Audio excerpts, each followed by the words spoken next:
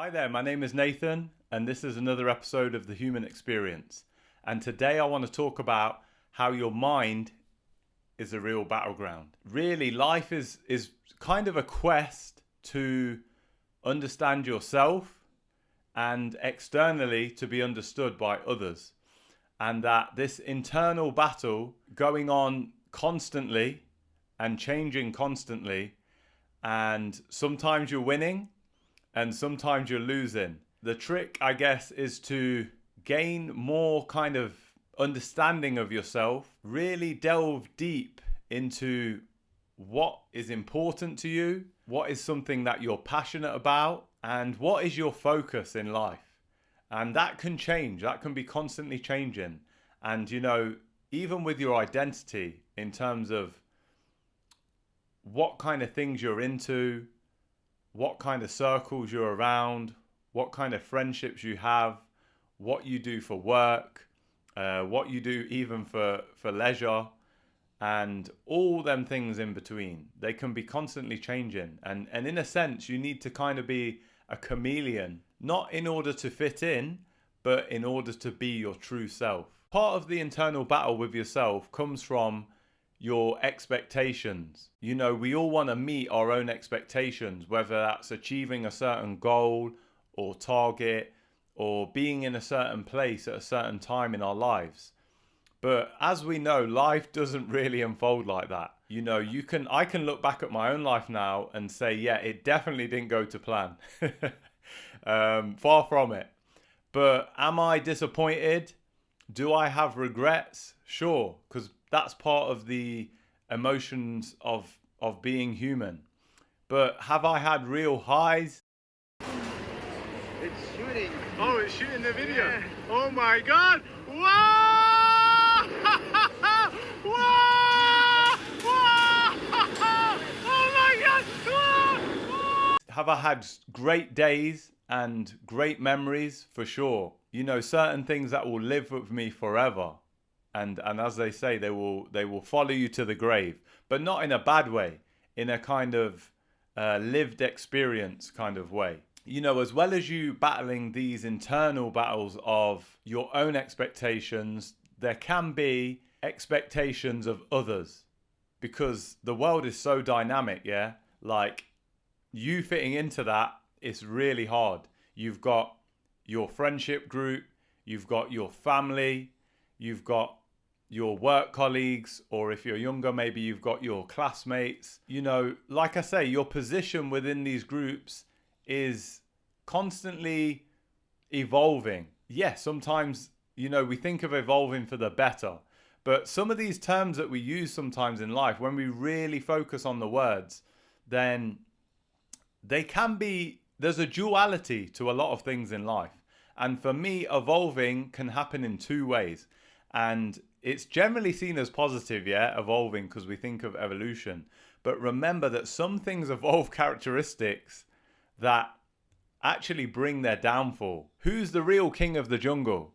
And again, it's not clear cut. On a certain given day or in a certain moment in time, each one can be the victor. Sometimes you see these big buffalo or rhinos seeing off lions.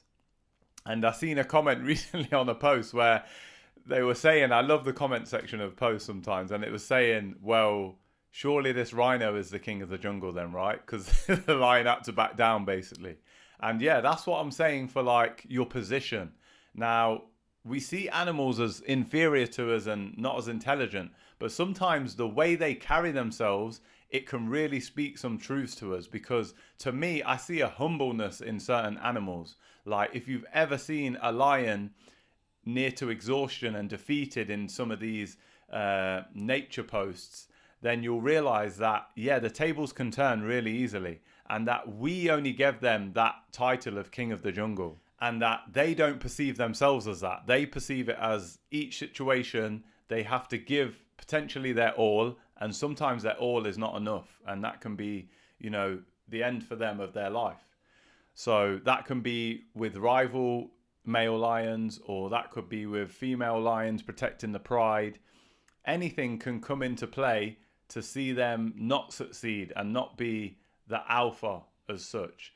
And the way I'm feeding that into how we live is that we speak to ourselves as if we need to be maybe the top of the chain. Do you know what I mean? We need to be performing well at work, and we need to be getting on with people in our family, and we need to be the joker or the most popular guy in our friendship groups. And that really isn't the case. Like, no one actually needs you to be that, and it's only within yourself that you tell yourself these things. It could be the complete opposite as well. You could be, again, the shy one, and then all of a sudden you speak up one day and your family or your friends or whoever knows you, they can't believe it that you're actually either standing up for yourself or speaking up for something.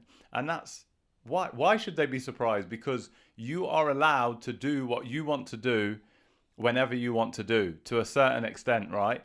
And you should be living within your truth. And the main thing is that you should find comfort in is that we're all going through these internal battles within our mind. And that sometimes when you come across someone and they're a little bit off with you, it might just be because they're having that kind of day. It might be out of character, or it might be, oh, this guy is always grumpy, or this person is always short. But that just might be part of their makeup, and underneath there's a vulnerability to them, or a need to be understood as well, but they just don't let their guard down. And we can all be guilty of this, do you know what I mean? You know, sometimes we have to be kind to ourselves to know that where we're at now and where we've been are two different timelines, and that we can present ourselves however we kind of feel and go with our emotions. Obviously, a thing that is hard to understand when confronted with other people, the external, is that you don't know what their internal voice is. And that's kind of a beauty of our mind as well, isn't it? Because we can speak to ourselves. We can be in a room full of people and they don't know what we are thinking. This is why you should be kind to yourself, because they can't also hear if you're putting yourself down or you're not confident to speak your real mind. And we all kind of conceal it with certain body language and behavior. But really and truly, if we can be open and honest, we shouldn't see this as a vulnerability, but more as accepting our weaknesses.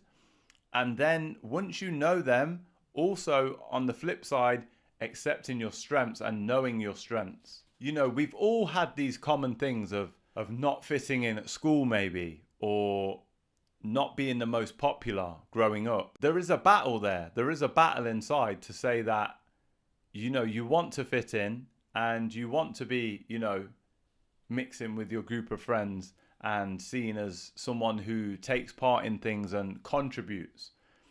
But you can contribute in a number of ways, and it's just down to your character and your personality. You know, if you're not a funny kind of person, or you're not a shy kind of person, or you're not a upbeat kind of person, then fair enough. But if you are them things, then also embrace them and see how you can use them to your advantage.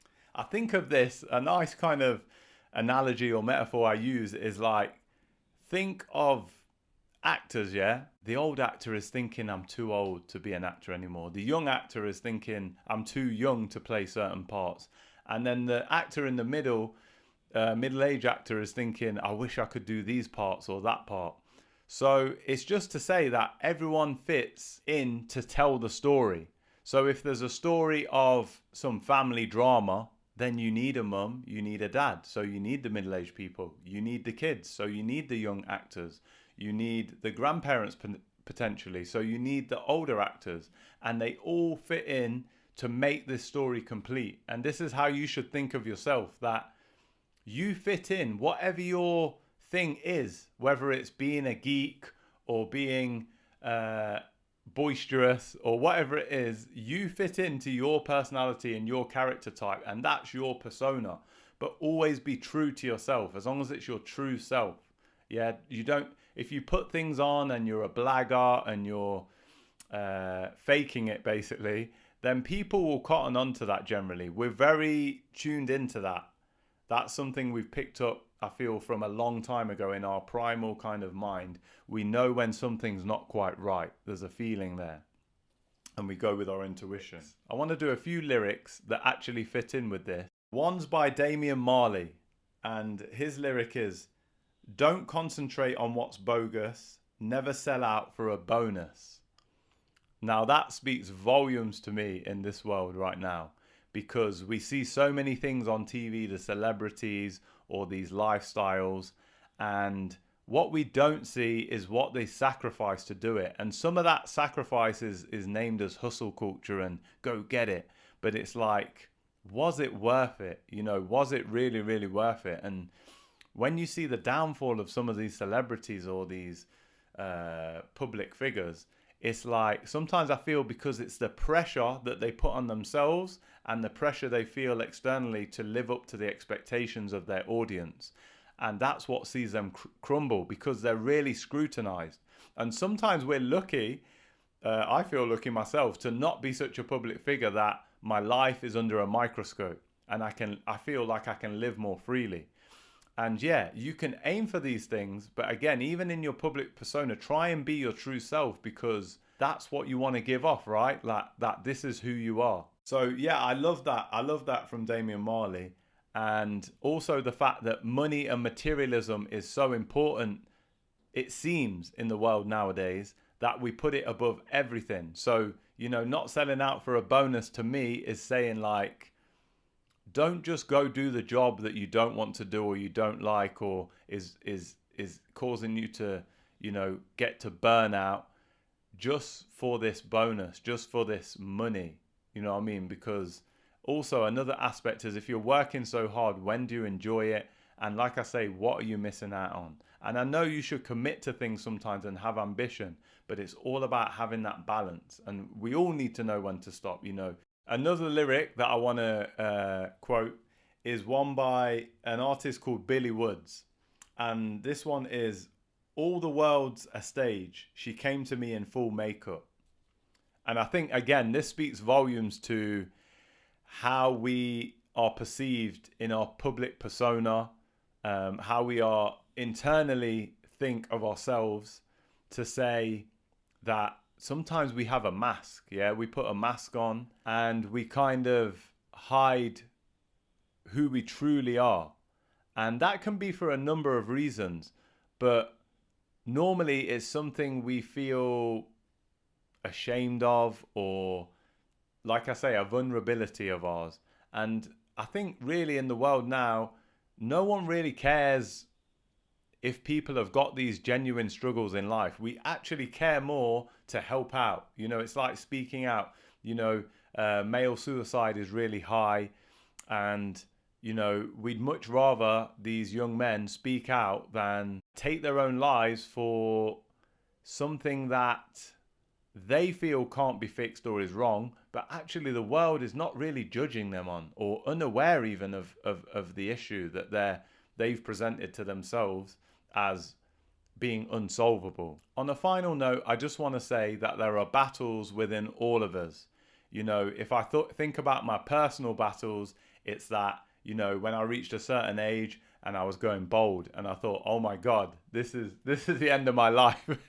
Or that typical thing of being a teenager and having this big spot on your face and thinking, I can't go out. And it's like, when you think back to these things, they're just silly. Do you know what I mean? They're like, it doesn't really matter. And even when they're more deeper kind of things of like, what is my social status, and what is it about my ethnicity, you know, being mixed race, where do I fit in?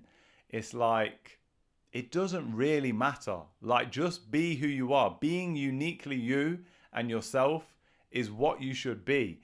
And you never know who's looking at you to be a kind of role model, to be a kind of inspiration, because you represent them. Do you know what I mean? There's always someone who is similar to you. So, like I say, whatever struggles you're going through, you know, like myself now, I'm trying to document things on this channel that are insightful to others, that others can relate to, so they can feel that they're not on their own. And nowadays, in the modern society, there is a little bit of a disconnect. You know, we have all this wonderful technology, And I want to reach out to people and connect because I know how difficult it could be. Me growing up in an age that wasn't just about the social media aspect and this kind of online persona, that I felt a lot more free growing up. And I know a lot of young people now, what they need to do, I feel, is engage with the positive aspects of social media and online stuff and kind of filter out the bad stuff. You know, we don't need to concentrate on the bad news all the time. We can stay informed, but we don't need to see about all the gossip and all the negative things that are happening in the world. Like if you filter and streamline your social media to where you only follow, you know, positive and influential accounts and people, then that's gonna like make you feel a lot lighter and a lot more confident in yourself and a lot more confident about the way the world is going and the direction we're heading. And I'm always optimistic that society, yes, it will have its little ups and downs and its little pitfalls, but overall I think the majority of people, they get along. You know, we can hear these things about crime rates and about wars, but like I say, majority of the planet is in peace, is in collaboration, even is working together with each other. And I think that's a beautiful thing. You know, you see it when you see marathon races and everyone's getting behind each other.